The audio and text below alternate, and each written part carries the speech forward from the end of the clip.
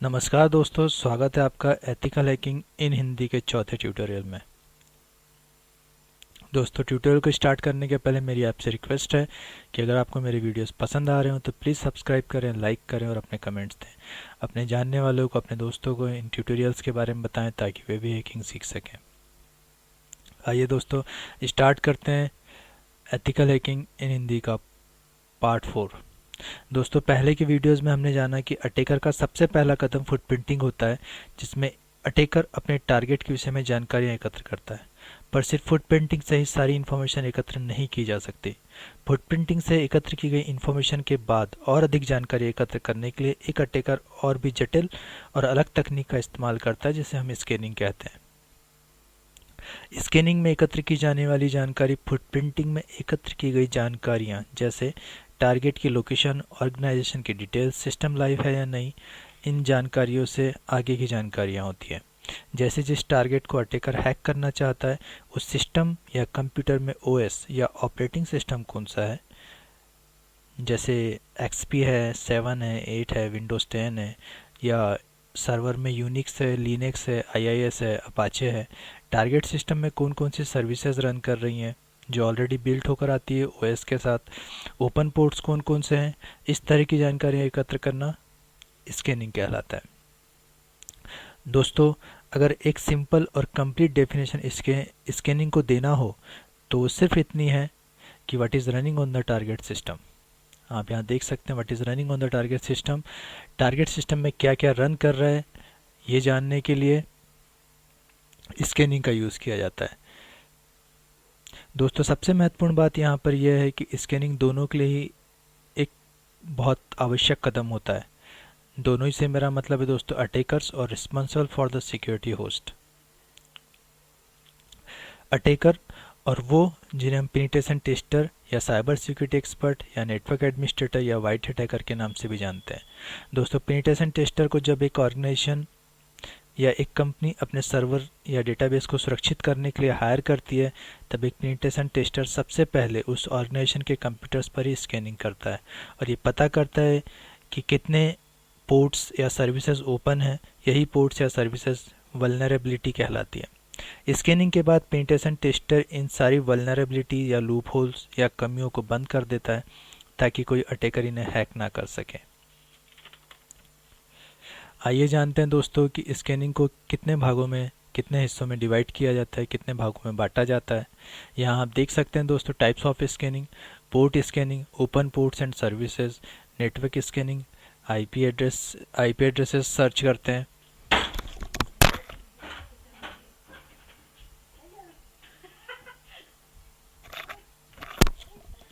Network scanning में IP addresses search करते हैं। वल्नरेबिलिटी स्कैनिंग में हम ये देखते हैं कि हमारे टारगेट ओएस में या टारगेट सर्वर में वीकनेसेस कौन कौन सी हैं। आइए इन्हें खुलकर समझते हैं। दोस्तों, सबसे पहले होता है पोर्ट स्कैनिंग, जिसमें एक अटैकर ओपन पोर्ट्स के बारे में पता करता है। एक उदाहरण से समझते हैं। मान लीजिए एक अटैकर को हम एक चोर मान लेते हैं और जिस टारगेट कंप्यूटर या सिस्टम को अटैकर हैक करना चाहता है उसे हम एक घर मान लेते हैं। अपने दिमाग पर जोर दीजिए और सोचिए कि एक चोर के लिए घर में इंटर करने के लिए एक्सेस पॉइंट क्या क्या हो सकते हैं। बहुत सिंपल सा जवाब है दोस्तों। एक घर में इंटर करने के लिए डोर्स, विंडोज़ और वेंटिलेटर्स। सामान्यतः ये एक घर की वल्नरेबिलिटी या लूप होल्स या कमियां होती हैं जिनके जरिए ही चोर किसी घर में चोरी करने के लिए इंटर करता है। ठीक इसी तरह ओपन पोर्ट्स किसी कंप्यूटर सिस्टम या नेटवर्क की वल्नरेबिलिटी या लूप होल होता है जिनके थ्रू एक हैकर या अटैकर को आपके सिस्टम में घुसने या डेटाबेस चुराने का मौका मिल जाता है। पोर्ट्स और सर्विस की टेक्निकल डेफिनेशन को हम आगे विस्तार पूर्वक समझेंगे। आइए अभी देखते हैं नेटवर्क स्कैनिंग क्या होती है। नेटवर्क स्कैनिंग में भी एक अटैकर पूरे नेटवर्क में आईपी एड्रेसेस, लाइव होस्ट और सिस्टम आर्किटेक्चर के बारे में पूरी जानकारी प्राप्त करता है। वल्नरेबिलिटी स्कैनिंग हैकिंग वर्ल्ड में सबसे ज़्यादा मायने रखती है। ये इतना मायने क्यों रखती है, आइए इसे थोड़ा सा खुलकर समझते हैं। दोस्तों, यदि अटैकर टारगेट सिस्टम में यूज़ होने वाले सॉफ्टवेयर और उसका कौन सा वर्जन यूज़ हो रहा है ये जान लेता है, तो सॉफ्टवेयर की पूरी जानकारी प्राप्त करता है और उसमें वल्नरेबिलिटी या लूप होल ढूंढता है। और अगर अटैकर को वल्नरेबिलिटी मिल जाती है तो उसका यूज़ वो सर्वर पर अपना पूरा कंट्रोल जमाने के लिए करता है, पूरे सर्वर पर अपना अपने हिसाब से चलाने की कोशिश करता है उस लूप होल के थ्रू। अगर उससे कोई वल्नरेबिलिटी नहीं मिलती है तो कोई दूसरा ओपन पोर्ट और कोई दूसरी सर्विस में वल्नरेबिलिटी ढूंढना शुरू कर देता है। अगर वहाँ नहीं मिलता है तो फिर उसके बाद तीसरा, उसके बाद चौथा, इसी तरह ट्राई करता रहता है। पर दोस्तों हर अटैकर इस तरह से काम नहीं करता है। ये बात आपको आश्चर्यजनक लगेगी पर ये सच है दोस्तों। जब कोई स्किलफुल हैकर ठान लेता है तो वल्नरेबिलिटी को पहली बार में ही ढूंढ कर दम निकालता है और इसी सर्च की गई या ढूंढी गई न्यू वल्नरेबिलिटी को ओडे या जीरो अटैक कहते हैं। जी हाँ दोस्तों, किसी ऑपरेटिंग सिस्टम, किसी सर्वर, किसी सॉफ्टवेयर, किसी पोर्ट्स, कहीं पर भी किसी मीडिया डिवाइस में ढूंढी गई सबसे पहली वल्नरेबिलिटी, या सिंपल शब्दों में कहूँ तो ऐसी वल्नरेबिलिटी जिसे उसके पहले नहीं ढूंढा गया था। कोई हैकर, कोई अटैकर अगर उस वल्नरेबिलिटी को सर्च करता है सबसे पहले तो उस डे को ओ डे या जीरो डे कहा जाता है। हैकिंग कम्युनिटी में इस ओ डे या जीरो डे का बहुत ज़्यादा महत्व है। आइए समझते हैं इसका इतना महत्व क्यों है। यहाँ पर 3 कारण हैं दोस्तों जिनकी वजह से इस ओ डे या जीरो डे का बहुत ज़्यादा महत्व होता है स्कैनिंग में। इसे बहुत ज़्यादा मानते हैं ओ डे या जीरो डे को। दोस्तों सबसे पहला कारण है no one knows about the vulnerability, so the hacker could start hacking hundred of websites before the vulnerability is discovered and patched. दोस्तों जब कोई अटैकर ऐसी वल्नरेबिलिटी ढूंढ लेता है जिसे इसके पहले नहीं ढूंढा गया था, वो सबसे पहला हैकर होता है जिसने इस वल्नरेबिलिटी को ढूंढा है, तो वो उस वल्नरेबिलिटी के थ्रू जिस वेबसाइट में वो वल्नरेबिलिटी होती है उस thousands of hundreds of websites को हैक करता है जब तक वो सर्वर मैन्युफैक्चरर या सॉफ्टवेयर मैन्युफैक्चरर उस वल्नरेबिलिटी या उस लूप होल को भर नहीं देते हैं या दूर नहीं कर देते हैं। तब तक हंड्रेड ऑफ वेबसाइट्स को हैक कर लिया जाता है जब तक उस वल्नरेबिलिटी के बारे में मैन्युफैक्चरर को पता चलता है। दूसरी इंपॉर्टेंट बात यह है दोस्तों कि खोजी गई इस वल्नरेबिलिटी को हैकर सैकड़ों डॉलर में बेच देते हैं। दूसरे हैकर्स को बेचा जाता है इन्हीं वल्नरेबिलिटी को कि मैंने ये वल्नरेबिलिटी ढूंढी है और इसके थ्रू इस सिस्टम को या पर्टिकुलर सॉफ्टवेयर को हैक किया जा सकता है। तीसरी और सबसे महत्वपूर्ण बात यह है कि हैकर द्वारा ढूंढी गई ये नई वल्नरेबिलिटी, इस वल्नरेबिलिटी द्वारा हैक किए गए सैकड़ों वेबसाइट ये साबित करती है कि जिस हैकर ने इन वल्नरेबिलिटी को ढूंढा है वो बहुत ही स्किलफुल हैकर है। इसीलिए हैकिंग कम्युनिटी में उसकी रैंक बहुत ज़्यादा बढ़ जाती है।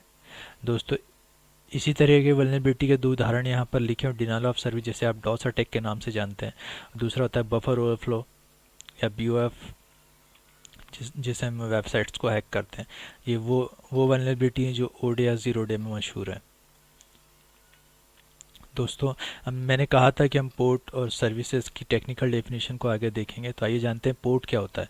दोस्तों port a logical connection that allow data to be sent from an application to another application to another directly.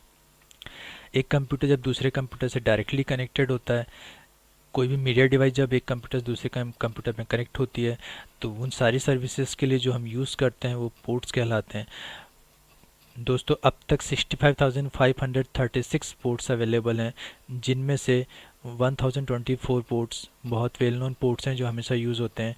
जैसे मेल करने के लिए आप SMTP, POP3, वेबसाइट्स वगैरह यूज़ करने के लिए HTTP वगैरह पोर्ट्स का यूज़ करते हैं। ये वही पोर्ट्स हैं दोस्तों जो ओपन मिलने पर जिनके थ्रू हैकर सिस्टम्स और सर्वर्स को हैक करते हैं। सर्विसेज क्या होती है दोस्तों? Services a process requiring no user interaction that runs on a computer and facilitate the functioning of a computer, operating system and associated application. दोस्तों वो सर्विसेज जो आपके OS में ऑलरेडी बिल्ड होकर आती हैं,